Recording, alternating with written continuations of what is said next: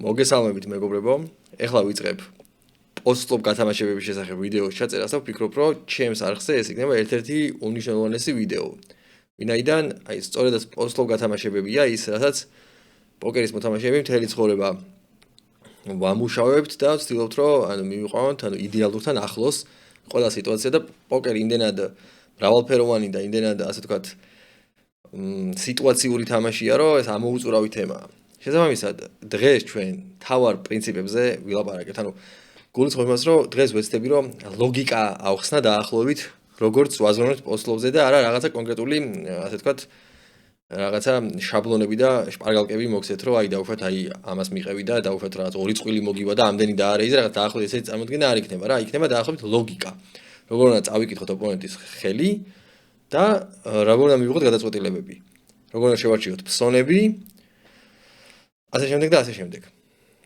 კარგი, ეხლა გადავიდეთ საქმეზე, მაგრამ აქვე ვიტყვი რაღაცა დისკლეიმერებით, რომ რა თქმა უნდა, ეს ვიდეო ამომწურავი არ იქნება პოსტლობის შესახებ, ბევრი რამე იქნება, რაც გამომრჩება ამ ვიდეოში, რა თქმა უნდა, იმიტომ რომ ძალიან ვრცელი თემაა პოსტლობი, ეს ერთი ვიდეოს თემა ნამდვილად არა, ეს მთლიანი ვიდეო კურსის თემაა, მაგრამ ჩვენ ერთ ვიდეოში გვექნება ჩატეული რაღაცა მთავარი საბაზისო კონცეფციები და თუ რაღაცა დანაკლისის შეგრძნება გექნება თან რაღაცა დაუშვათ შეკითხვები გაგიჩნდებათ ეგ კომენტარებში რა თქმა უნდა და კიდე დავამატებ რომ რო გვაქვს ჩვენ რამდენიმე ფორმატი ვიდეოების ეს არის დარიგებების გარჩევა, ვიდეოების გარჩევა, ცოცხალი სესიები, იქ ზუსტად ეს კონცეფციები არის უკვე ასე ვთქვათ დამუშავებული უფრო ცოცხლად და უფრო ასე ვთქვათ უფრო ცოცხალ ექშენში რა. კაი, მოდი გადავიდეთ ახლა უკვე რა სიტუაციები ხდება საერთოდ პოსტლობზე, მოდი ამაზე დავილაპარაკოთ პირველ რიგში. ესე იგი, ჩვენ პრეფლობ მოდელი უკვე ვისწავლეთ, სადაც დაახლოებით წარმოდგენა შეგვექნა რეინჯებზე, რა რეინჯებს ვარეიზეთ პრეფლობზე როგორანაირად. ეს რა თქმა უნდა უმნიშვნელოვანესი კატეგორია არის პოსტლობ გათამაშებისთვის. აქედან ამოვდივართ, ეს არის პირველი საწყისი, რაზე დაყრდნობითაც უკვე მე ვიწყებთ მსჯელობას და დაუშვათ დარიგების წაკითხვას. და ახლა სიტუაციებში რა მოხდეთ პოსტლობზე, ხო? ეს არის თავარი პირველი ყველაზე ხშირი სიტუაცია, ეს არის single raise პოტი, ერთხელ დარეიზებული პოტი. რეიზი, ქოლი და გაიხსნა ფლოპი, ხო? ეგ უკვე არის single raise პოტი. შეიძლება იყოს რეიზი და ორი ქოლი, ხო? ამას უკვე multi-პოტი ქვია.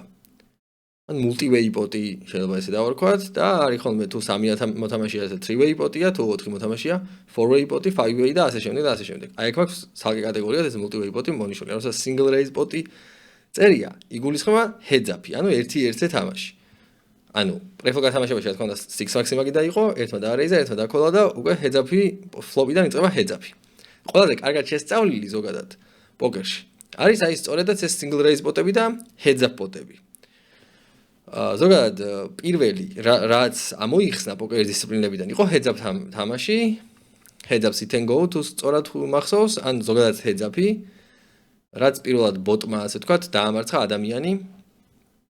ეს იყო ერთ-ერთზე გათამაშება. თუ ერთ-ერთზე გათამაშება უფრო ადვილი გამოსათვლელია, როცა რამდენიმე მოთამაშეა მაგიდასთან უკვე დამატებითი ცვლადები ჩდება და უკვე დამატებითი დაანგარიშება ხდება საჭირო და ამოხსნა მით უფრო ძნელი ხდება. დღესდღეობით რა თქმა უნდა, კომპიუტერი ძალიან ძლიერია პოკერში, თუმცა არსებობს სოლვერები, ოპტიმალური თეორიის ასე ვთქვათ სოლვერი პროგრამა არსებობს, მაგრამ მაინც არ შეიძლება ამ თამაშს ამოხსნილი თამაში ეწოდოს ჩემი აზრით, შეიძლება ალბათ, მაგრამ მაინც ისე არის ამოხსნილი, რომ ძალიან კარგად გასაგები არ არის რა, იმიტომ რომ რაღაც სიტუაციებში ისეთ გადაწყვეტილებებს იძლევა, რომლებიც ძალიან ბევრი ინდიფერენტული სიტუაციებია, მარტივად რო ვთქვა და შესაბამისად მაინც ძალიან რთულ თამაშად რჩება, მიუხედავად იმისა, რომ ამ ხელოვნური ინტელექტის სამყაროშიც რა. შემდეგ არის isolate პოტი, რაც ძალიან ხშირად გვიწევს ხოლმე ვითამაშოთ მიკროლიმიტებზე, იმიტომ რომ ლიმპავენ და რომ ლიმპავენ ჩვენ იზოლირებას ვაკეთებთ და isolate პოტია. ტრიბეტ ბანკი, სადაც იყო რეიზი, სადაც იყო რი-რეიზი, ეს არის ტრიბეტი, ტრიბეტი თუ არ ამიხსნია რავი სხვა ვიდეოებში რატო ქვია, ეს არის, იგულისხმება რომ მესამე ფსონი, რიგით მესამე ფსონია, იყო ბლაინდი პირველი ფსონი, მერე იყო პირველი ოპენ რეიზი, მეორე ფსონი და მეორე რეიზი, ტრიბეტი. ფორბეტი არის მეოთხე ფსონი. ეგ არის და ეგ რა.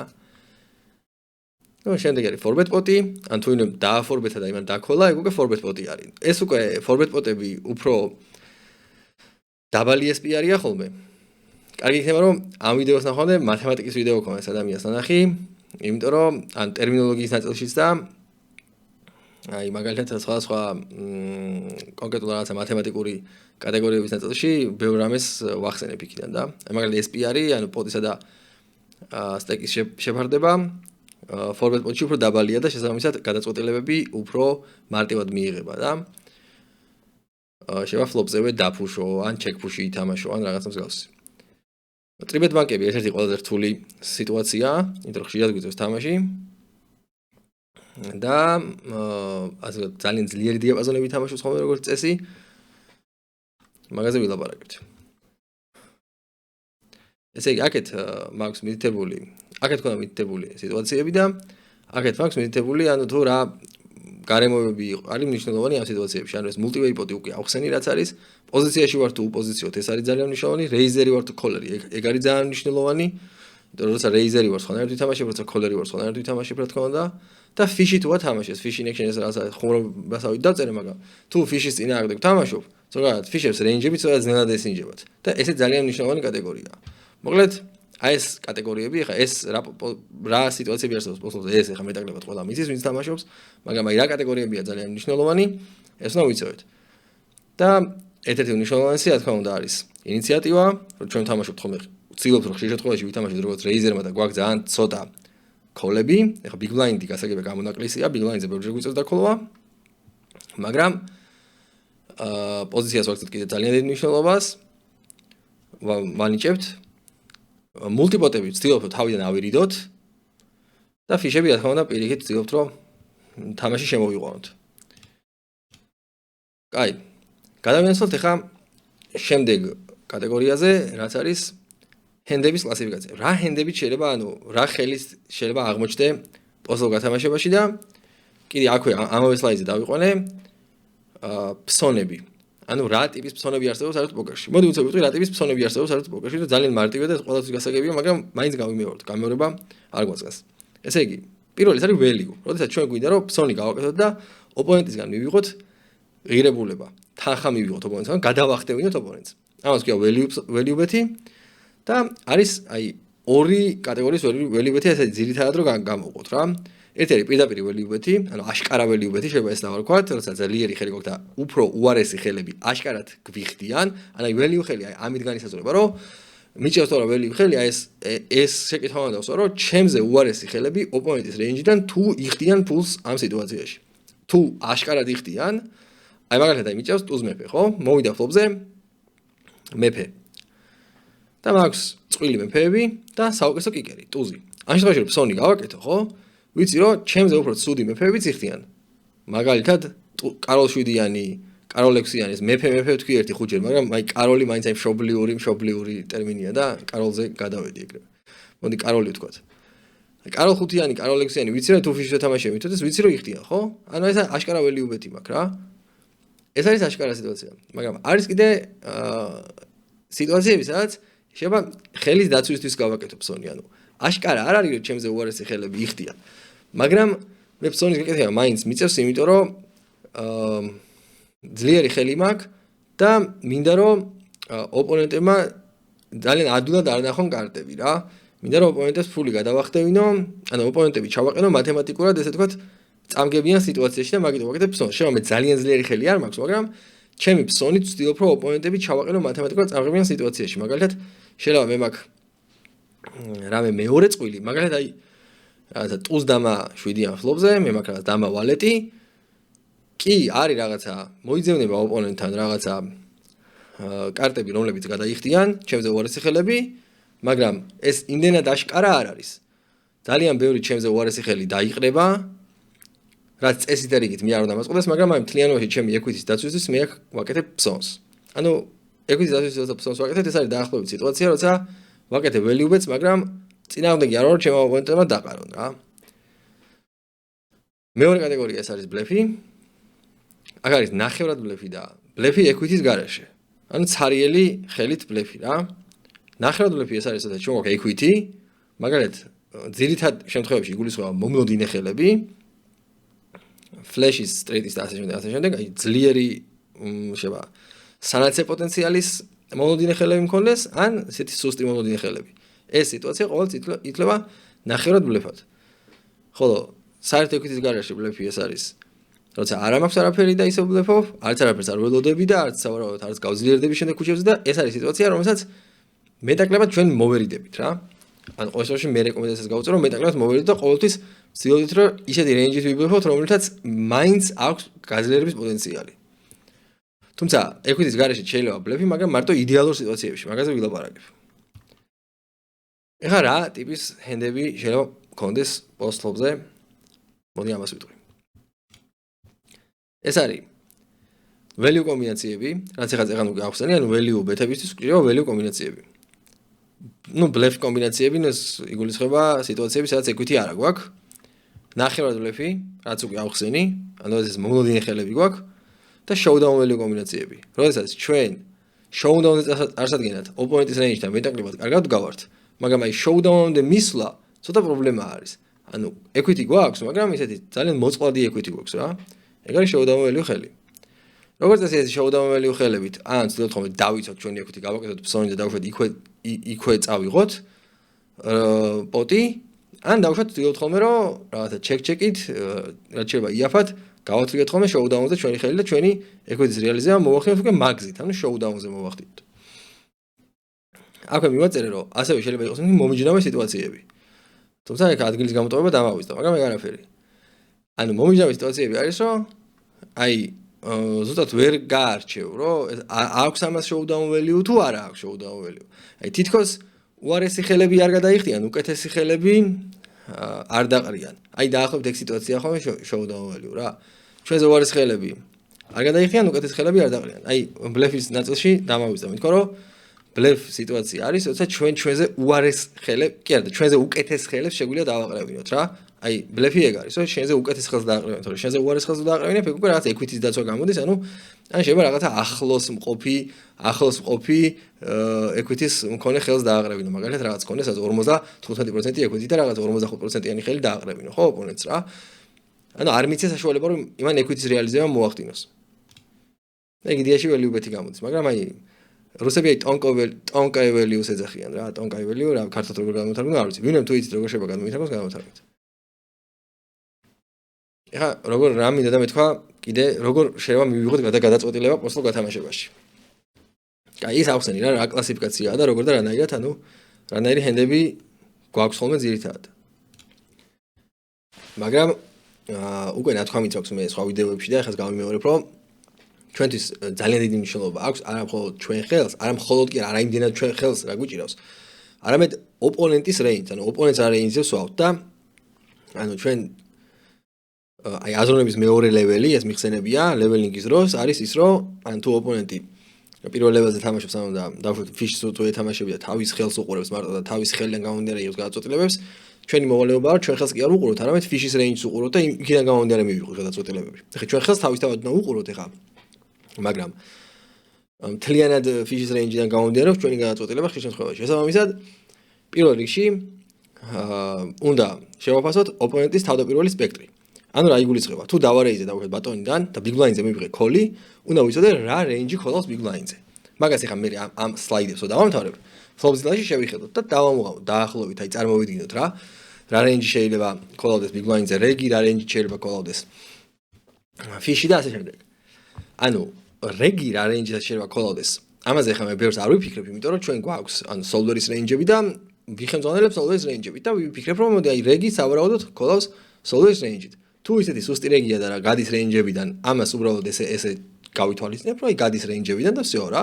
არ მინდა რაღაცა ძალიან ბევრი პროფესორობა. იგივე fish-ზე რა, fish-ზე წარმოვიდგენ რომ რა თქმა უნდა fish-ი გასულია range-ები და არ შემოსულა range-ებში და განახებ დაახლოებით flop zilla-ში რაღაც. ნუ ძალიან დიდი range-ით, თითქმის 100%, ოღონდ ასე ვთქვათ, ასე კომბინაციების, სასტარტო კომბინაციების თითქმის 100%, მაგრამ რაღაც სიხშირით რა. მაგალითად ახლა სხვადასხვა ფერის 900-300-ს ყოველთვის არ დაკოლავს. თუმცა ხანდახან დაკოლავს. მაგალითად 15% შემთხვევებში. აი ეგრე გავითვალისწინებ დაახლოებით fish-ის თავდაპირველ range-ს. ესეთ დროს ჩვენ ვამოთხოვნა, აი დიაპაზონი არ ესინჯებაო რა, ესეთი გამოთქმა არსებობს, აი პულსი არ ესინჯებაო, რომ ამბობენ, დავუშვათ ვიღაცაზე მიცუდად არის, რაღაცა fish-ზე ამბობენ ხოლმე, აი დიაპაზონი არ ესინჯებაო რა. ეგეთ პონჩი არიან ხოლმე და ხო, შესაბამისად ჩავთვალოთ რომ შეიძლება ყველაფერი კონდეს რა ფიშია.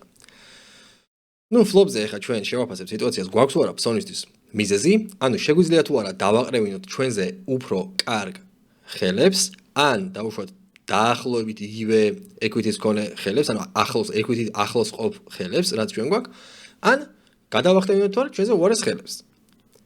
დაახლოებით ამას დავფიქრდებით, თუ მოკლედ გვაქვს ფსონი, ამ სიტუაციაში გავაკეთებ ფსონს, თუ ჩვენი ხელი არის რაღაცა showdown value ხელი, რომელიც იდეაში, რომელიც ფსონის გაკეთებას დიდი აზრი არ აქვს და შეგვიძლია დავჩეკოთ და დავუშვათ აი ოპონენტი დავიჭიროთ ბლეფზე, დავუშვათ turns-ზე, river-ზე მაგ ხელს, დავჩეკავთ და showdown-ზე წავიყვანთ, რაც შეიძლება იაფად, თუ გვაქვს ფსონის მიზეზი, გავაკეთებ ფსონს.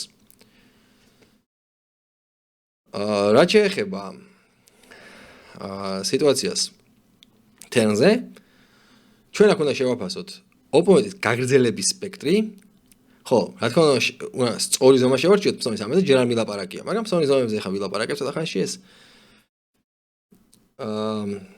ჯერ ტექსტურები გავარჩიოთ და მე ვილაპარაკოთ ფსონებზე, მაგრამ სწორ ზომას შევარჩიოთ ფსონისას. გავაკეთებ ჩვენ ფსონს და მე გაგრძელების სპექტრი უნდა შევაფასოთ. ანუ რა სპექტრით გააგრძელა ოპონენტმა. ყველაფერს ხარ გააგრძელებს, რაღაცას დაყრის. მე turns-ზე იგივე წარმოდგენით დაახლოებით ახლა აი ამ გაგრძელების სპექტრის წინააღმდეგ მაგ თუ არა ფსონი გადავწყვიტავ, ანუ აქაც შემიძლია თუ არა უარეს ხელებს გადავახტევინო, შემიძლია თუ არა უკეთეს ხელები დავაყრევინო, ან equity ახლოს გომი ხელები დავაყრევინო, დაახლოებით ეგრე ჩამოყრი. თუ კიდევ მაქვს ფსონი, რა თქმა უნდა ისევ შევაჩვევ სწორ ზომას ფსონისთვის, ისევ გავაკეთებ ფსონს და river-ზე უკვე გადავწყვიტავ. ნუ თუ ბლეფობ, მაგ თუ არა fold equity დავუშვათ river-ზე რომ კიდევ ერთი მესამე ბარელი გავაკეთო, ან მაგ თუ არა value bet-ი რომ დავუშვათ value bet-ი გავაკეთო. მაგ თუ არა showdown value რომ დავჩეკო და ასე შემდეგ. კარგი. პრინციპში ამ საკითხებზე გავიარეთ და ეხლა შემდეგი ერთ-ერთი უნიშნულოვანესი საკითხი არის ფლოპის ტექსტურები. ანუ რა ტიპის ფლოპები გვხდება, რომელ ფლოპებზე დაახლოებით როგორი მოლოდინები მქონდეს და ასე შემდეგ და ასე შემდეგ. დავიწყოთ პირველი კატეგორიით. ეს არის მშრალი ფლოპები, ესე ვეძახით. და ძირითადად იგულისხმება ფლოპები, რომლებზეც მოდება ძნელია რა. მაგალითად, ჩვენ როცა ვართ აგრესორი, პრეფლოპ აგრესორი, იგულისხმება, რომ ჩვენ გვაქვს ძლიერი დიაპაზონი. ანუ რეიზი პრეფლოპზე იმით გავაკეთეთ, აი ეს ჩანაფიქში, გქონდა ძლიერი ხელი, გვინდათ აგვეღო. გამოვაცხადეთ პრეტენზია, რომ ეს ანუ არსებული პოტი ან ამ შემთხვევაში ბლაინდები იყო ჩვენი. ანუ გვეკუთვნოდა ჩვენი სიძლიერი და გამომდინარე გვეკუთვნოდა ეს ბლაინდები. ვიღაცამ არ დაგვიჯერა, გადაგვიხადა და გაიხსნა ფლოპი რა. ანუ როცა მოდის მაგალითად ტუზი ფლოპზე, ან კაროლი, ან დამა, ან რაღაც ერთი მაღალი კარტი, ხო? იგულისხმება, რომ ეს კარტი უფრო ჩვენი რეინჯისთვის უფრო შესაძლებელია. ანუ იმ რეინჯისთვის, რომელსაც პრეფლოპზე უკვე რეიზი გააკეთა. მაგრამ თუ მოდის ბევრი ასეთი გადაბმული და ერთი ფერის გადაბმული კარტები მაგალითად მაგიდაზე, ხო? ეს იგულისხმება, რომ ფლოპი გადატვირთულია და ანუ ბევრი მომლოდინე ხელი წარმოიქმნება ოპონენტის რეინჯში. ანუ თუ მაგალითად აი რაღაცა გადაბმული 6-იან, 7-იან, 9-იანია და აქედან 2 გული მაგალითად, ხო? ანუ ოპონენტის რეინჯში არის ძალიან ბევრი ფლეშ დროები, ძალიან ბევრი გაჩოტები, OSD-ები და ასე შემდეგ და ასე შემდეგ. ანუ ბევრი მომლოდინე ხელებია. შესაბამისად, მან უკვე fold equity ნაკლები არის. თუ მოდის აი ტუზ 9-3-იანი მაგალითად, ეს არის მშრალი ფლოპის მაგალითი. ან აი კაროლ 8-3-იანი, ხო? ეს არის მშრალი ფლოპის მაგალითი და ეს არის სიტუაცია, როდესაც ნუ თითქმის 100% შემთხვევებში აგრესიას ვაგრძელებთ რა. პოზიციაში უპოზიციოს მაგას მნიშვნელობა არ აქვს. შემდეგი ფლოპი, რომელსაც ოპონენტის რეინჯი შედარებით უფრო კარგად ედება, მაგრამ მაინც ჩვენი ფლოპია, ეს არის 2 ბროდვეი კარტით რა. ანუ 2 ნახატი კარტით. მაგალითად რაღაცა ტუზ ვალეტ 3-იანი, ტუზ ვალეტ 5-იანი და ასე შემდეგ და ასე შემდეგ. როგორც წესი, პირველ კატეგორიაში უფრო მეტი fold equity იყო, ამ შემთხვევაში ცოტა უფრო ნაკლები fold equity-ია, იმიტომ რომ ოპონენტსაც უჭირავს ეს საშუალო სიძლიერის ხელები, რომლებიც ძალიან ბევრ გაჩოც და წვრილებს ედება, ანუ 2 ბროდვეი კარტზე და შესაბამისად, ანუ ოპონენტები უფრო ხშირად იხდიან ეგეთ ფლოპზე. შესაბამისად, უფრო ნაკლები fold equity გვაქვს მასეთ ფლოპებზე. თუმცა მაინც ჩვენი ფლოპია, ჩვენ ფლოპად შეიძლება ჩაითვალოს ჩვენ ფლოპად.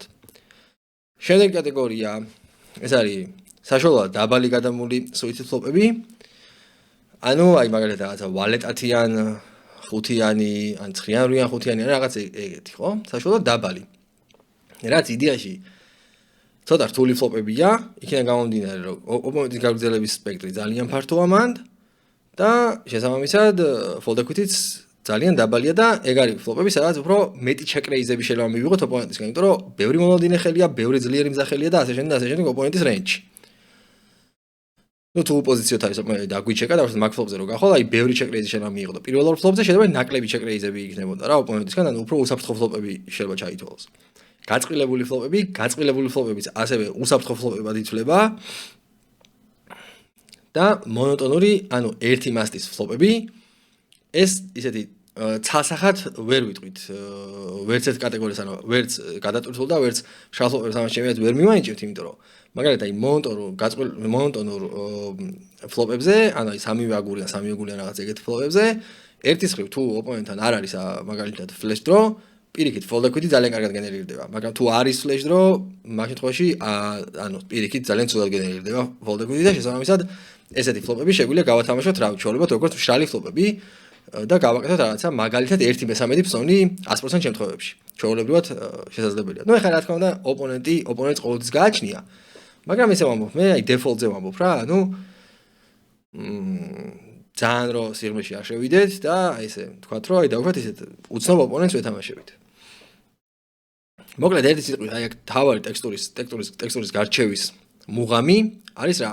ერთი რომ ფლოპი მშრალია თუ არა, ანუ გადატვირთულია თუ მშრალი, მოდი ესე ვთქვათ, ესე ორი კატეგორია ავიღოთ, ესე გადატვირთული ფლოპია მშრალი ფლოპი.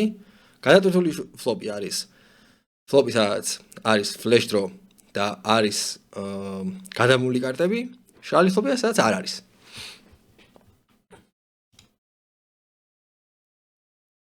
ხო, აქვე ხო, ერთი უნდა შევაფასოთ, ანუ ფლოპი რამდენად კარგია და მეორე შევაფასოთ, ანუ ჩვენი ჰენდი რა კომბინაციაში მოხვდა. value bluff, semi bluff თუ showdown value. მაგას მე ესე random ფლოპები ავიღოთ ფლოპზილადან, ამას რომ სლაიდებს რო გავივლი და დაახლოებით ესე წარმოვიდგინოთ. რაში მოვხდით რა? როგორ კატეგორიაში მოვხდით სხვადასხვა ხელებით. ხა bet sizing-ზე აქ უცებ დავწერე. ეს სლაიდი ბოლომდე არ დამიმუშავებია, ხა როგორც ხედავ, მაგრამ არ აუშავს. დაახლოებით მინდოდა ამიხსნა რომ აქ პოზიციაში და უპოზიციო თავიღე სიტუაცია მშრალ ფლოპებზე 1/13 100% შემთხვევებში იგივე შეიძლება ითქვას უპოზიციოთაც როცა ესეთი კარგი მშრალი ფლოპებია heads up პოტებში, ანუ 1-1-ზე თამაში თავისუფლად შეგიძლიათ 1/13 ფსონი გააკეთოთ 100% შემთხვევებში. არ უნდა მოფერება, საკმარისად მეტი fold-equity-ია და fold-equity-ის გარდა კიდე მშრალ ფლოპებში არის ეგეთი რაღაცა რომ ოპონენტის გაგრძელების რეინჯი საკმაოდ სუსტია ხოლმე რა. მიუხედავად იმისა, რომ კარგი fold-equity-ია, კიდე გაგრძელების რეინჯი ძალიან სუსტია ხოლმე და თენზე ძალიან სუსტია ხოლმე ოპონენტი და მეორე ბარელითაც ძალიან კარგი fold-equity-ს ვიღებთ ხოლმე რა. ასევე მეორე კატეგორია ავიღე ფლოპების. ეს არის ორი ბროდვეი კარტიდაც არის და აქ რეკომენდაცია გავუწიეთ ცოტა უფრო deep sizing-ებს რა. value-ზეც bluff-ზე ცოტა უფრო დიდი sizing-ი, მაგალითად 2/13, 3/4 აქ 1/13 მიწერია, მაგრამ ეს 1/13 პოზიციაში იმ შემთხვევაში შეგიძლიათ იხმაროთ თუ 100%-იანი ან ძალიან დიდი, ანუ 80-90%-იანი სიბეთი გაქვს. დავუშვათ, ძალიან დიდი სიბეთი თუ თამაშობ, შეგიძლია sizing-ი შეამცირო. მაგრამ თუ არ თამაშობ ძალიან დიდი სიბეთით, მაშინ ჩვეულებრივ 3/4 იქნებოდა. და უპოზიციოთ აქ 1/13 მშრალ ფლოპებზე სტანდარტია, მაგრამ მე მაინც უპოზიციოთ ცოტა დიდი საიზინგით ვიყავს და აი აქ შუაში 1/2, მაგრამ ჩავწერე ნახევარ პოტს ხმარობ ხოლმე მე 1/13-ის მაგივრად უპოზიციოთ. რო ცოტა უფრო მეტი fold-equity-ის გენერირება მოვახდინო, რახან პოზიცია არ მაქვს. ორი ბროდვეი კარტზე 3/4 სტანდარტულად. კარგით, აბა რა გვაქვს კიდე? ნახოთ. ხო, ну იდეაში ფლოპზე ვილაპარაკე multi-way pot-ებზე ცოტა ვილაპარაკე, მაგრამ აი ეს რაღაცა ძირითადი სტრატეგიის ისინი მაინც ამოვწერე რა, შაბლონები. ის რომ multi-way pot-ებს უნდა ავარიდოთ თავი, ეს ეხა იზოლირების შინაარსი იდეაში მაგას გულისხმობს, იზოლირება რომ multi-way pot-ებს ავარიდოთ თავი. რო ლიმპავენ ესენი ჩვენ ვარ ეიზებთ, იმიტომ რომ დავაყრევინოთ და ერთი ოპონენტის წინააღმდეგ დავჭეთ, ან ყველას დავაყრევინოთ, ან ერთი ოპონენტის წინააღმდეგ დავჭეთ. ესე იგი multi-way pot-ებში ოპონენტების აგრესიას უფრო დიდი წონა აქვს ვიდრე heads up pot-ებში, იმიტომ რომ ოპონენტებს ძალიან ბევრი კარტი ქონათ იმისაც რომ რამე დაეჭირათ. ძლიერი კომბინაციებით, ანუ თამაშობთ აგრესიულად და დიდი ფსონებით და პოტის მოპარვას, ანუ გულისხმობს, რომ სიბეთებს, ბლეფს ვაკეთებთ, მარტო კარგ სიტუაციებში. აი მშრალ ფლოპებზე და ასე შემდეგ, ასე შემდეგ. მარტო ისეთი ოპონენტების წინააღმდეგ, რომელთანაც ფიქრობთ, რომ გვაქვს მეტაკლებად ფოლდაგვიდი და ასე შემდეგ. ეხლა რაც შეეხება შეცდომები რა შეიძლება დავუშვათ. შეცდომა არის რომ რაღაცა გადაჭარბულად შევაფასოთ ჩვენი კომბინაცია, მაგალითად რაღაცა ტოპ წყვილი ან მეორე წყვილი გქონდეს და ანუ გვეგონოს რომ ძალიან ისეთი ძლიერი ხელი გვაქვს და სიამდვილეში ანუ მულტივეიპოტში, ანუ ან მაგალითად აი ტუზები მეჭიროს დავუშვათ და მულტივეიპოტში ტუზების ისეთი წონა არ აქვს, როგორც ჰეძაპოტში ექნებოდა რა. იმიტომ რომ რამდენიმე ოპონენტის წინააღმდეგ ტუზების ეკვითი უფრო მცირდება. აი ერთ-ერთზე მაგალითად შემთხვევითი ხელის წინააღმდეგ ტუზებს თუ აქვს დავუშვათ 80%, 84%, ხო? საშუალოდ 80-84%-ამდე მოდი ასე ვთქვათ. ორ ოპონენტთან უკვე რაღაცა 60-დან 64-მდე აქვს და სამ ოპონენტთან მეგონი 50 აქვს თუ რაღაც ეგეთი, ანუ უკვე მოდი მაგას ეხლა შევხედავ იმაში. კალკულატორში, ჯერ დავამთავროთ ეს სლაიდები, მაგასაც ჩავხედოთ კალკულატორში ტუზების ამბავს. ესე იგი, ძლიერი კომბინაციით, აი მახის დაგების და slow play-ზე მაქვს რა ნათქვამი რა.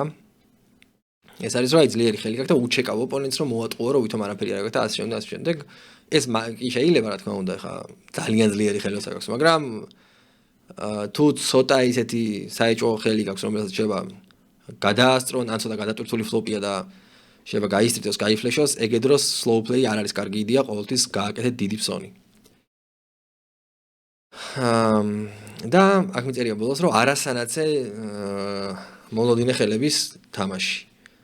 ანუ როცა სანაცე პოტენციალია, ეს იგულისხმება მაგალითად ace high flash draw-ა, street draw, დიდი street draw და ასე შემდეგ. როცა არასანაცე პოტენციალის flash draw გაქვს, დავუშვათ შეიძლება რომ საწინააღმდეგო implied odds-ები არსებობდეს. ანუ შენ კი არ გქონდეს ოპონენტის implied odds-ები, არამედ ოპონენტს გქონდეს შენი implied odds-ები რა. და ორივე რო გაფლეშავთ, იმან მოგიგოს. ან მაგალითად შეიძლება ეგეთი რაღაცა, რომ გაწყვილებულ ბორდზე flash draw ათრიო, ან flash draw ბორდზე street draw ათრიო და ასე შემდეგ და ასე შემდეგ. ან გაწყვილებულ flash draw ბორდზე street draw ათრიო რა. და ისიც არასანაცე street draw, ხო? ეგ ვაფშე საშინელებაა. ეგეთი ხელები მარტო აგრესიულად შეიძლება გაათამაშო. პასიურად ეგეთი ხელების გათამაშება თითქმის არ ღირს.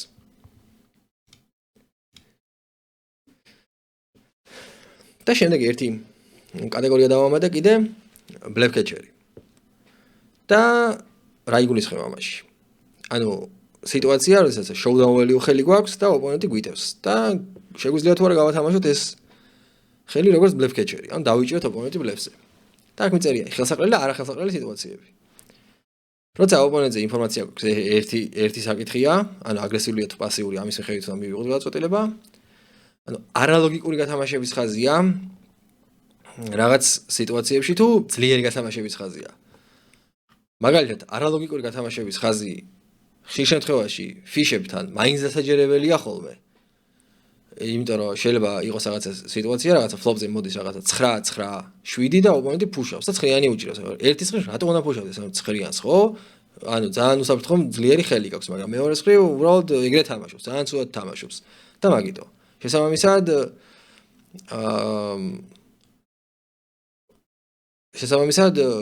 მაინც იცოდეთ რომ ეს რაღაცა დონქები და ეს ასე ვთქვათ ზოგჯერ ძალიან არალოგური გათამაშების ხაზს მისდევენ ხოლმე. აი აცდენილი მონოდინე კომბინაციებია ძალიან ისეთი ზუსტად აი არალოგიკურ გათამაშების ხაზთან ჯდება ერთად კომბინაციაში ძალიან კარგად. მაგალითად ოპონენტი ქოლავდა მოვიდა რივერი, არაფერი არ დაიხურა და ეხლა რატომაც რივერზე ფუშავს. ან შენი ჩეკის მერე რივერზე ფუშავს რაღაცა დაბალი SP არის stakes რა. დაახლოებით ანუ სტეკი შეუნცილდა პოტს მიება და ეხა all-in-ის გარდა უკვე პოტის მოგების არანაირი შანსი აღარ აქვს. ხო, ეს არის ტიპიური სიტუაცია, სადაც ოპონენტი ბლეფს უნდა დაიჭირო რა. ელოდებოდა ფლეშს, ვერ დაიჭირა ფლეში და ეხა აქვს შანსი რომ all-in-ით მოიგოს. ერთადერთი სიტუაცია, როცა მაგალითად calling station-ები ბლეფობენ ხოლმე, სხვა ვიდეოში წმიხსენებია. აი ესეთ ხელსაყრელ სიტუაციებს, ანუ bluff catcher-ის შემთხვევაში შეხედეთ. აი ძლიერი გათამაშების ხაზები და აქ მიწერია, ანუ check raise bet bet და bet bet bet რა. ანუ იგულისხმება რომ ფლოპზე და check raise და turn-ი გამოვიდა, რივერი გამოვიდა, ხო? ეს ძლიერი გათამაშების ხაზია, როგორც წესი, ბლეფი არაა ხოლმე, თუ რა თქმა უნდა ოპონენტზე არ გაქვს რაღაც ინფორმაცია, რომ მანიაკია რა. bet bet bet-ი, ანუ ფლოპი გამოვიდა, turn-ი გამოვიდა, რივერი გამოვიდა. შალი მაგიდის ტექსტურები, ზოგადად ან check raise-ზე ხა წეღან თქვი. ან check raise-ებს უფრო ველოდებით ჩვენ გადატვირთულ ფლოპებზე. შალ ფლოპებზე ნაკლებად ველოდებით. შესაბამისად შალ ფლოპებზე დაგვა check raise-ეს როგორც წესი რაღაცა არის ხოლმე. იმიტომ რომ მათ იციან და აი ვინც არის ის კიდე ინტუიციურად მაინც გრძნობენ რომ ჩვენი ფლოპია რა. და ნუ ძლიერი value sizing-ები ფიშებთან. ანუ აი დიდი ისეთი sizing-ებით რომ აი ესეთი value sizing-ებით გვირტყავენ ფიშები როგორც წესი რაღაცა ყავთ ხოლმე. ფიშები იციან ხოლმე ბლეფი რაღაცა უაზრო sizing-ებით რა ძალიან პატარა sizing-ებით. ნუ გააშია ისე მომავალ რომ თუ ინფორმაცია გაქვს აგრესიულ მოთამაშე და თუ მანიაკია ოპონენტი აქ რა თქმა უნდა ლოგიკა ასე ვთქვათ ბლეფ კეჩერის სასარგებლოდ მუშაობს. კარგი, პრინციპში რაც მინდოდა მე თქვა, აი ზოგადია ეს საბაზისო კონცეფციები პრეფერენსთან დაკავშირებით. რაც გამახსენდა ახლა სიმართლეა ამ ვიდეოს მომზადების პერიოდში უკვე გავაკეთე, იმიტომ რომ პოკერი ზოგადად ძალიან ვრცელი თემაა. და რა თქმა უნდა რაღაცა გამომჩებოდა. ამაზე არ არის საუბარი და ეს არხი იმის არსებობს, რომ ერთ ვიდეოში არ ვაპირებთ ამ თემების ამოწურვას. რეგულარულად მუშაობთ ამ ყველაფერზე და საბოლოოში ყველაფერს შევეხებით, მაგრამ მაინც რავი თუ რამე არის ისეთი რაც დამავიწყდა გამომჩა და შემდეგ კომენტარებში შემახსენეთ უპრობლემოდ არანაირი პრობლემა არ არის ან იქო იგი პასუხები თუ პატარა საკითხი იქნება თუ ვრცელი საკითხი იქნება მაგაზე ვიდეო იქნება და ასე შემდეგ და ასე შემდეგ. კარგი ახლა მოდი გავხსნი ფლოპზილას და მოდი რაღაც 1-2 რაღაცას შევხედოთ უბრალოდ რა. ხო, ფლოპზილამდე აქ აი ეკვილაბრი უფრო მოხერხებულია რაღაცეებში. აი მაგალითად იმაში რაც მინდოდა წეღან შემოწმებინა ტუზებთან დაკავშირებით. აი მოდი შევიყვანე ორი ტუზი და ერთი შემთხვევითი ხელი. ვინანგარიშ დეკვიტი. ხო, 85% შემთხვევითი ხელის წინააღმდეგ. მოდი ახლა ჩავსვათ აქ ჩვენ მეორე შემთხვევითი ხელი და ვინანგარიშოთ. უკვე ხედავთ რა 75-ზე ჩამოვიდა ჩვენი ეკვიტი. აღარ გვინდა ბევრი ანგარიში. ინტერეს კარგად ვერ ანგარიშობს და შესაბამისად უჭირს. ეხლა აი უკვე მეოთხე შემთხვევითი ხელი რომ მივიდით უკვე 95%-ზე ჩამოვიდა ეკვიტი. მართალია მე ვერ გავარტყი წეღან ხო 75-დან 65 თქვი და აქ რაღაც 50-მდე თქვი და დაჟე უფრო ქვემოთ აი სამი შემთხვევითი ხელის წინააღმდეგ თამაშობს ტუზები ხო? აი წამოვიდა ტუზები და არის და სამ აფიშმა დაგიქოლა. შენი ეკვიტი არის 35%. აი ხო წარმოგიდგენია როგორ უფასურდება ტუზები მულტივეი პოტში. აი ამის ახსნა მინდოდა წეღან და აი ძალიან თვალსაჩინოდ გამოჩნდა მე მგონი აქ ეს ყველაფერი. ეს პროგრამა PokerStrategy's ეკვილაბი არის უფასო, შეგიძლიათ შეიყვანოთ რეინჯები, ეს ბევრჯერ მაქვს ახსნილი. ფლოპზილას რა ფუნქციებიც აქვს? თითქმის ყველაფერი ფუნქციები აქვს ამასაც, მაგრამ ცოტა ესეთი ძველი და ცოტა ძნელად დასამუღამებელი სოფტი არის რა.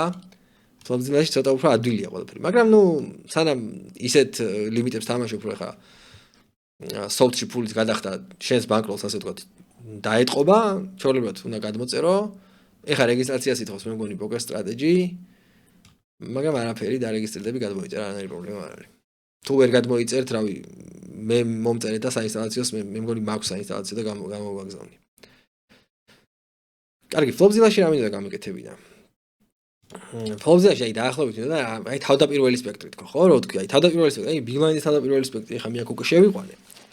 იმიტომ რომ გვენახა დაახლოებით ამ პირიქით რაღაცა თუ ჩვენ ვართ ბიგბლაინდზე რაღაცა ბატონის თავდაპირველი სპექტრი დაახლოებით შევხედოთ რა 46% რეინჯი აი რაღაც დაახლოებით რას გვირეიზებს ბატონიდან ოპონენტი ხო მე დავხედე აი ამოვიღოთ რაღაცა რენდომ ფლოპი ხო 7-იან 5-იან 4-იანი და აი წარმოვიდგინოთ რომ დაახლოებით აქ ფსონის შემდეგ ოპონენტი რითი გააგრძელებდა და აი დაახლოებით ახლა ეს მასალა რა თქმა უნდა ეს გონებაში თამაშის დროს არ გვიტრიალებს არავის მაგრამ ჩვენ წარმოგიდგენია რომ მაგალითად თუ მზასტრიტი ეჭირებოდა ოპონენტს ან სეტი ეჭირებოდა ოპონენტს ან ორი წყვილი ეჭირებოდა ან ორ წყვილი ეჭირებოდა რაღაც ეგეთი საერთოდ ან ფლოპზე გაგვიზდიდა ну ან დაგვიქოლავდა მაგრამ რიგ შემთხვევებში მაინც გაგვიზდიდა ფლოპზე და ანუ აი საშუალო პარები გვეცოდინება რომ გააგრძელებს მესამე პარებიც ალბათ 1/13-ზე გააგრძელებს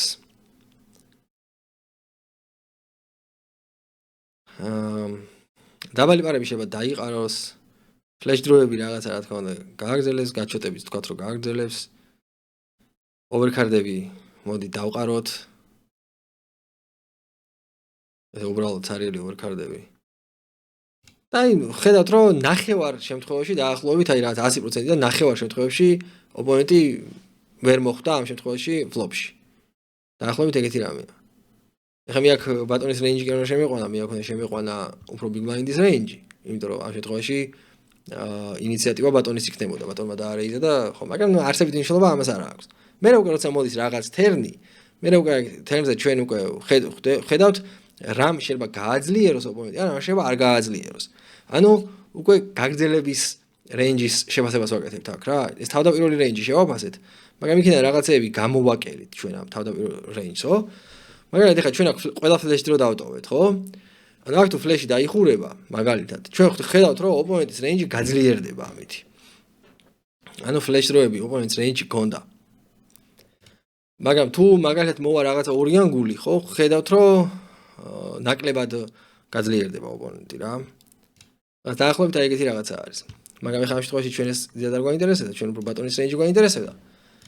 ბატონის კი არა, big blind-ის. და არა, მოიცა უკაცრავად ეს წამიშალეთ, ხო. და რატო გაინტერესებდა big blind-ის range? რომ ჩვენ როცა ბატონიდან ვარიზეთ, ნებისმიერ პოზიციაზე როცა ვარიზეთ და big blind-ი გვიქოლავს, თავიდანვე ჩვენ როგორც წესი big blind-ის range-ში გამოვირიცხავთ ხოლმე ძალიან ძლიერ ხელებს. იმიტომ რომ ეს ტრიბეთის range-ი არის. და იგივე ხდება მე ყველა ქუჩაზე რა. ანუ flop-ზე, როცა დავუშვათ, აი random flop-ი რო ავიღოთ, ხო? ეს მოხსნათ. რას ერთნაირ flop-ებს აგდებს ეს რა. თორე ამ მნიშვნელობა აქვს. random flop-ზე, ხო? დაახლოებით აი ხედავთ რა 29% შემთხვევებში ედება, ან ძალიან დიდი fold equity არსებობს. და რის თქმა მინდოდა. ხო, იგივეს ვაკეთებთ რა, იგივეს ვაკეთებთ თერზე, ანუ რაღაცა ნაწილი, ხო? ანუ აი ორი წყვილების და სეტების და თითქმის ზოგჯერ 100% ამოგვაქვს ოპონენტის range-ზე, იმიტომ რომ თვლით რომ flop-ზევე გაზდი და flop-ზევე დაარეიზებდა დაუშვათ. თერზე call-ით არ წამოვიდოდა და რაც call-ით წამოვიდოდა მარტო იმას ტოვებთ. დაახლოებით აი ჩვენ წარმოდგენაში.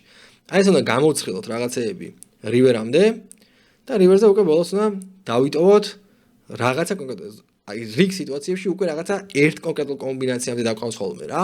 გააჩნია რა action-ია, დაგყავს ხოლმე ოპონენტის range-ი, ძალიან ხშირად ხდება ეგეთი რაღაცა.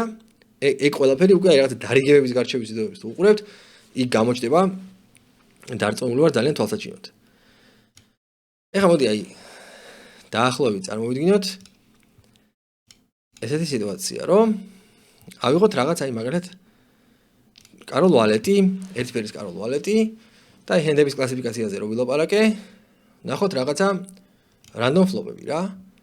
ნუ პირველივე flop-ი კარგი დაგვეცა, ორი კაროლი და 6-იანი, ეს რა თქმა უნდა value არის. ანუ აი მაგის შეფასება აი რა ტიპის ხელი გვაქვს flop-ზე. ნუ რა თქმა უნდა ეს value hand-ია. შემდეგი, ნუ რა თქმა უნდა value hand-ია. ნეტას თუ ესეთი flop-ები გვეცემოდეს, flash-ი დაგვეცა. ისევ რა თქმა უნდა value hand-ია, top წყვილი კარგი კიკერით. აი მეორე წყვილი, ხო? ეს უკვე რაღაცა showdown value-სა და value-ს შორის არის რა. ცალსახად value არ არის, მაგრამ აშკარად მოიძებნება რაღაც უარესი ხელები ოპონენტთან, რაც გადაიხდის. მაგალითად, უფრო ცუდი კაროლები, ან საშუალო ჯიბის წყვილები. მაგალითად, 8-იანები, 7-იანები, ან მაგალითად flash-ის მომავდინე ხელები, ან გაჩოტები. დამავალეტი ვალეტათიანი. ასე შემდეგ. ანუ უარესი ხელები არისაც იხდის, მაგრამ ნუ ეხა ისეთი ძლიერი value ხელი არ არის. აი დაახლოებით ეს რაღაცა showdown value კატეგორიას შეიძლება მივაგვიყვანოთ და showdown value-სა და value-ს შორის. აი ამ სიტუაციაში ჩვენი ხელი არის აბსოლუტური trash-ი, არანაირი value არ აქვს, არის სუბთა ბლეფი equity-ის გარეშე, თუმცა კი შეიძლება მოვიდეს 10-იანი, შეიძლება მოვიდეს დამა, შეიძლება მოვიდეს კაროლი, ვალეტი, რაც გაგვაძლიერებს, მაგრამ ოპონენტის გაგრძელების სპექტრი აზრიერად ვიდგებით კიდე საკითხავია, შესაბამისად ესეთი ხელებით, მაგალითად შეიძლება გააკეთო ფსონი flop-ზე და turn-ზე გააკეთო მარტო გაძლიერების შემთხვევაში გააგრძელო აგრესია, ან დაიჭირო გაჩოტი, ან დაიჭირო წყვილი, ხო? და გააგრძელო აგრესია. აი შემდეგი სიტუაცია, სადაც აბსოლუტური trash-ი, overcard-ებიც არა გვაქვს აქ. გაძლიერების პოტენციალი მარტო გაჩოტით გვაქვს, რაც ნუ თითქმის არანაირ ისეთ ღირებულებას არ იძლევა. შესაბამისად, აი უპოზიციოთ ესეთ სიტუაციებში შეიძლება დაჩეკო და აი სწორედ აგრესიის გაგრძელებაზე წეღავ ლაპარაკობდი რა სიტუაციებში ვაგრძელებთ როგორ ანაგად აგრესიებს. პოზიციაში შეიძლება ძალიან დიდი რეინჯი გქონდეს აგრესიის გაგრძელების, მაგრამ უპოზიციოთ ანუ check fold-ის რეინჯი ჩვეულებრივ გქონდეს. ანუ პოზიციაში გქონდეს შეგიძლია ესეთი check behind-ი ანუ წაიყვანო turn-ზე, ხო? მაგრამ უპოზიციოდ შეგიძლია გქონდეს check fold-ი. მაგრამ თუ გაქვს არა, ყველა რეინჯი გექნება check fold-ი, აი ეს აბსოლუტური thresh-ები check fold-ში გაუშვა, მაგრამ იმისაც რომ დავუშვათ აბსოლუტური thresh-ები check fold-ში გექნება, ყველა დაჩეკვაზე ფსონი არ მიიღო და ყველა დაჩეკვაზე არ მოგიწიოს flop-ზე, შენი რაღაცა და პოტის დათმობა, ხო? მე უკვე ჩემი მგონია ის პოტი და ისე მომფაი შენი პოტის დათმობა და რაღაც. ეგრე არ არის, ის მკვდარი ფულია, ის არავისი არ არის, გათამაშდება და ხან ვინ მოიგებს, ხან ვინ. ხო და რომ არ მოგიწიოს ყველა ჯერზე პოტის დათმობა, მაგიტომაც შენ ძლიერი, სასურველი რომ რაღაცა ძლიერი რეინჯიდან შეიყვანო, აი მაგალითად აი ჩეკის რეინჯი რაღაც ჰენდები, მაგალითად 2 ტუზი ამ სიტუაციაში, 2 რვიანი, ან რაღაც ტუზ კაროლ აგურით მაგალითად, ხო? შეიყვანო შენ ჩეკში, check call-ში. ეგ ისეთ მომენტში დაიცავს შენს, ასე ვთქვათ, ჩეკის რეინჯს. და შენ ჩეკის რეინჯი იქნება რა? დაჩეკავ, დაყრით რეშს, მაგრამ ძალიან ხშირად მოხდება ის, რომ ოპონენტი საპასუხოდ დაჩეკავს და შენ თერზე გააკეთებ გადადებულ კონტბეტს. ამას ვთქვით გადადებულ კონტბეტს, როცა თერზე გადაიტანე, ასე ვთქვათ, აგრესიის გაგრძელება, კონტბეტი არის continuation bet-ი, ეს მიხსენებია, c-bet-ი, რავი, ხსნი ხოლმე თუ არა ტერმინოლოგიას თუ არ ვიცი. ეს ერთი ტერმინოლოგიის ვიდეო ვიფიქრე, ცალკე ხო არ გავაკეთო მეთქი, მაგრამ რა მე მგონი ნელ-ნელა აი ერთ ვიდეოსო ტიპი ჩავუშვეს, აი ტერმინოლოგია დაიზეპიროს, ეგ მაინც რაღაცნაირად ვერ წარმომიდგენია და მგონია რომ ესე ნელ-ნელა უფრო ისწავლება რა, ესე ბევრი ვიდეოების ყურებით და ნელ-ნელა ესე ხსნი ხოლმე რა. ხო, ანუ გააკეთე გადადებულ კონტბეტს და გადადებული კონტბეტით წაიღებ ხოლმე. ანუ turn-ის, კი არა, flop-ის, ასე ვთქვათ, check-იც უნდა ქონდეს, დაცული უნდა ქონდეს რა. მოკლედ, მე მგონი საკმარისზე მეტი ვილაპარაკე. რისი ახსნაც მინდოდა, მე მგონი ავხსენი ყველაფერი, დაახლოებით ლოგიკა დაახლოებით აზროვნების აი post-flop action-ში როგორ უნდა გამოვერკვიოთ, როგორ უნდა ვადაპტირდეთ, მე მგონი ავხსენი. მოდი ერთი რამე ნახევარბლეფის ბლეფის სიტუაციას დავიჭიროთ. აქ ისევ thresh-ი გვაქვს. აქ ისევ რაღაცა showdown value. აქ მაგარი ძლიერი ხელი გვაქვს. აი აქ გვაქვს გაჩოტი, რაც იდეაში რაღაცა ნახევარბლეფის მსგავსი არის. აქ დაუწყვილი, აქ ტრიპსი. ეს ამას ატოვაწვალებ. აი ესე გვექნება ნახევარბლეფი რა. შორბოთ flash draw, ორი overcard-ი, შვენიერი ხელი, მაგრამ showdown value არ აქვს. ნებისმიერი ტუს სამიანი უგებს ამ ხელს, ხო? ნებისმიერი 9-4-იანი ამ ხელს უგებს showdown-ზე, მაგრამ შეგაქვს საკმაოდ დიდი პოტენციალი გაძლიერების, შესაბამისად შეგვიძლია გავაკეთოთ ფსონები და ან დავაყრევინოთ ის ხელის 6-იანები სიტყვაზე, ან 2-იანები, ან რაღაც 10-იანები, ან რაღაც ეგეთი, ან გადაიხადოს და გარისკოს იმით, რომ დავუშვათ ჩვენ შემდეგ ქუჩებზე უკვე გავძლიერდებით და უფრო ძლიერი value bet-ის შესაძლებლობა მოგვეცემა. კარგი, მოდი აქ დავამთავროთ, საკმარისზე მეტი ვილაპარაკე, მე მგონი ერთი ვიდეოსთვის საკმაოდ დიდი მასალა იყო. მერე ჩვენ შეგვიძლია განვიხილოთ ხოლმე ტრიბეტ პოტები ცალკე, ასე შემდეგ. დღეს ვილაპარაკეთ ზოგად ლოგიკაზე, მაგრამ ესე ცალკე ტრიბეტ პოტებზე მაგალითად იქნება და გასაკეთებელი დაახლოებით ალბათ ამ ხელა ვიდეოც ახლა ეს იყოს c-bet-ები, ნუ ერთ ძირითადად დღეს უფრო flop-ი, უფრო single raise პოტები და უფრო იმაზე ვილაპარაკეთ. თუმცა აი თავარი ლოგიკა აი იმაზეც ვრცელდება რა, ტრიბეტ პოტებზეც ვრცელდება და ყველაფერზე ვრცელდება რა. უბრალოდ იქ უფრო ცოტა რთულად არის ხოლმე საქმე, იმიტომ რომ უფრო ვიწრო რეინჯებია ტრიბეტ პოტებში და ასე შემდეგ. მოკლედ დანარჩენსაც შეიძლება უყურეთ ვიდეოს გარჩევას, უყურეთ დარიგებების გარჩევას, ცოცხალ სესიებს, იქ უფრო ბუნებრივად აღიქმება ჩემი აზრით სტრატეგია, ვიდრე ესე თეორიული ვიდეოებში, თუმცა ესე თეორიული ვიდეოების ყურებაც აუცილებელია. ნელ-ნელა დავიხვეწებით ამ თეორიული ვიდეოების კეთებაში და უფრო კონკრეტულები გავხდებით და უფრო მეტი სარგებელი იქნება ერთ-ერთ რა. კარგით, აქ დაგემშვიდობებით და წარმატებებს გისურვებთ მაგიდებთან.